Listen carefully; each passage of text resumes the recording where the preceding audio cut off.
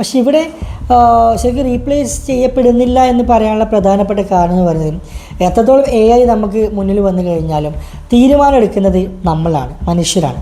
നമ്മൾ കഴിഞ്ഞ കുറച്ച് കാലങ്ങളായിട്ട് കേട്ടുകൊണ്ടിരിക്കുന്ന ഒരു കാര്യമാണ് AI നമ്മുടെ ജോലി കംപ്ലീറ്റ്ലി റീപ്ലേസ് ചെയ്യപ്പെടുന്നുള്ളത്. യഥാർത്ഥത്തിൽ അതിൽ നിങ്ങൾക്ക് സത്യമുണ്ടോ? നമുക്കറിയാം AI എന്ന് പറയുന്നൊരു കാര്യം ഇന്ന് ദിനം പ്രതി അല്ലെങ്കിൽ മിനിറ്റുകൾ കൊണ്ട് തന്നെ മാറ്റങ്ങൾ സംഭവിച്ചുകൊണ്ടിരിക്കുന്ന പുതിയ പുതിയ AI ടൂളുകൾ വന്നുകൊണ്ടിരിക്കുന്ന ഒരു കാലഘട്ടമാണ്.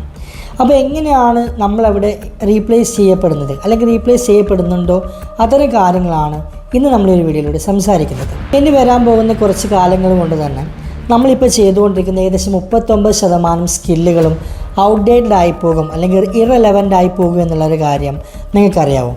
അതായത് വേൾഡ് എക്കണോമിക് ഫോം എന്ന് പറയുന്ന ഒരു സർവേ പ്രകാരം നിങ്ങൾക്ക് റിപ്പോർട്ട് കാണാൻ സാധിക്കും. ഏകദേശം 39% സ്കില്ലുകൾ ഏകദേശം 2030 ആകുമ്പോഴേക്കും കംപ്ലീറ്റ് ആയിട്ട് ഇറലവൻ്റ് ആയി പോകുമെന്നാണ് നമ്മുടെ ഈ ഒരു റിപ്പോർട്ട് പറയുന്നത്.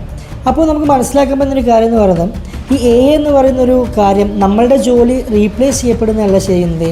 യഥാർത്ഥത്തിൽ നമ്മുടെ റെസ്യൂം ഉണ്ടല്ലോ, നമ്മുടെ റെസ്യൂമിനകത്തുള്ള കുറച്ച് കാര്യങ്ങൾ റീപ്ലേസ് ചെയ്യപ്പെടും എന്നാണ് യഥാർത്ഥത്തിൽ പറഞ്ഞു വരുന്നത്. നിങ്ങളോടൊരു കാര്യം എനിക്ക് ചോദിക്കാനുള്ളത് എന്താണെന്ന് വെച്ചാൽ, നിങ്ങൾ 2015 പോലുള്ള ജോലികൾക്ക് വേണ്ടിയിട്ടാണോ ഇന്നത്തെ കാലത്ത് അപ്ലൈ ചെയ്യാൻ ആഗ്രഹിക്കുന്നത്, അതോ 2025 പോലുള്ള ജോലികൾക്ക് വേണ്ടിയിട്ടാണോ? ഒരു വീഡിയോയിൽ നമ്മൾ സംസാരിക്കുന്ന മറ്റൊരു കാര്യം എന്ന് പറയുന്നത് ഇപ്പോൾ ഔട്ട്ഡേറ്റഡ് ആയിക്കൊണ്ടിരിക്കുന്ന സ്കില്ലുകളെക്കുറിച്ചും ഇന്ന് നിലവിൽ വലിയ വലിയ കമ്പനീസുകളായാലും മറ്റ് ഓർഗനൈസേഷൻസ് ആയാലും നമ്മളുടെ റെസ്യൂമിൽ ഉണ്ടായിരിക്കണം എന്ന് ആഗ്രഹിക്കുന്ന അല്ലെങ്കിൽ അവർ ഫോക്കസ് ചെയ്തുകൊണ്ടിരിക്കുന്ന കുറച്ച് സ്കില്ലുകളെക്കുറിച്ചാണ്. നേരത്തെ സൂചിപ്പിച്ച പോലെ ഏകദേശം 39% സ്കില്ലുകൾ ഇറലവൻ്റ് ആകാൻ പോകുമെന്ന് നമ്മൾ പറഞ്ഞല്ലോ.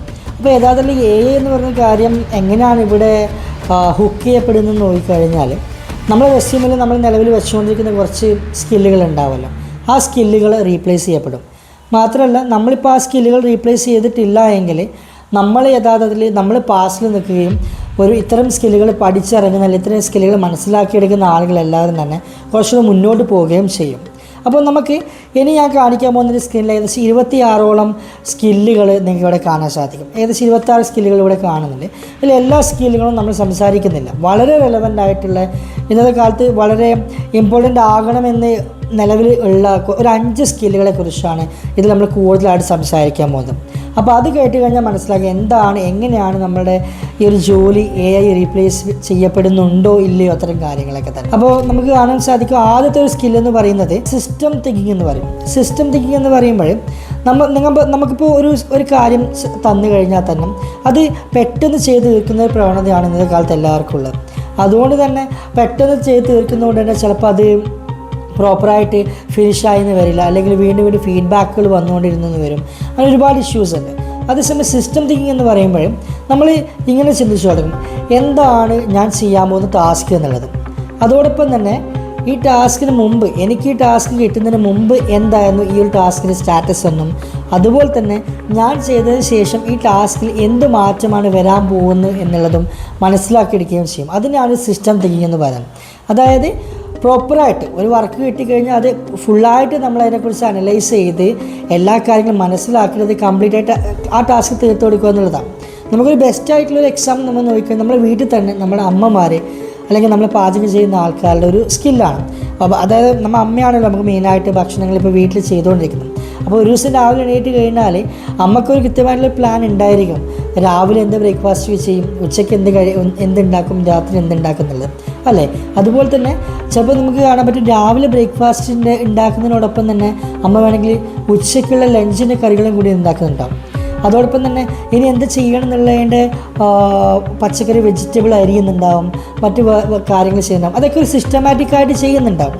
നമ്മളിതിനൊരു മൾട്ടി ടാസ്കിങ് എന്ന പേരിൽ വിളിക്കുമായിരിക്കും. പക്ഷെങ്കിൽ പോലും ഇതിനെയാണ് യഥാർത്ഥത്തിലൊരു സിസ്റ്റം തിങ്കിങ് എന്നുകൊണ്ട് ഉദ്ദേശിക്കുന്നത്. വർക്ക് തുടങ്ങിക്കഴിഞ്ഞാൽ ഒരു വർക്ക് നമ്മളെ കയ്യിൽ കിട്ടിക്കഴിഞ്ഞാൽ നമ്മൾ മനസ്സിലാക്കുക ഈ വർക്കിന് മുമ്പ് എന്താണ് സംഭവിച്ചിരിക്കുന്നത്, ഈ വർക്ക് എൻ്റെ കയ്യിൽ കിട്ടിക്കഴിഞ്ഞ് ഞാൻ ചെയ്ത് കൊടുക്കുമ്പോൾ എന്താണ് സംഭവിക്കാൻ പോകുന്നത് കൃത്യമായിട്ടുള്ളൊരു തോട്ട് പ്രോസസ്സ് നമുക്ക് ഉണ്ടായിരിക്കണം. അതിനെയാണ് നമ്മുടെ ഫസ്റ്റ് സ്കില്ലായിട്ടുള്ള സിസ്റ്റം തിങ്കിങ് എന്നതുകൊണ്ട് ഉദ്ദേശിക്കുന്നത്. അപ്പോൾ ഈ ഒരു കാര്യം വെച്ച് നിലവിൽ നമ്മുടെ ഇന്ത്യയിൽ വർക്ക് ചെയ്യുന്നൊരു കമ്പനിയുണ്ട്, എല്ലാവർക്കും അറിയുന്നൊരു കമ്പനിയാണ് ഓയോ. അതായത് റിതേഷ് അഗർവാൾ ബിൽഡ് ചെയ്തിട്ടുള്ള ഓയോ എന്ന് പറയുന്ന കമ്പനി.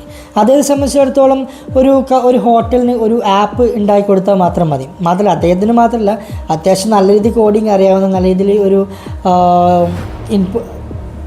ഇൻ്റർഫേസും കാര്യങ്ങളും UX കാര്യങ്ങളൊക്കെ അറിയുന്ന ഒരാൾക്ക് നല്ലൊരു ആപ്പ്, ബുക്കിംഗ് ആപ്പ് ഉണ്ടാക്കി കൊടുക്കാൻ പറ്റും.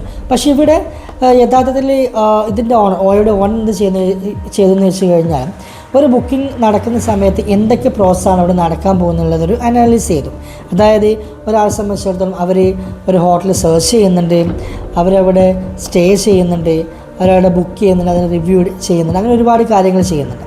അപ്പോൾ ഇവരെന്ത് ചെയ്തു, അതായത് ഈ ഒരു ഓയോ കമ്പനി കുറച്ച് ഹോട്ടൽസിനെയൊക്കെ കമ്പൈൻ ചെയ്യിപ്പിച്ച്, അതുപോലെ തന്നെ അതിനൊരു പ്രൈസിങ് സിസ്റ്റം ഉണ്ടാക്കി, അതുപോലെ തന്നെ പ്രോപ്പറായിട്ടുള്ള ട്രെയിനിങ്ങുകൾ നൽകി ഒരു സിസ്റ്റം അവിടെ ബിൽഡ് ചെയ്തു.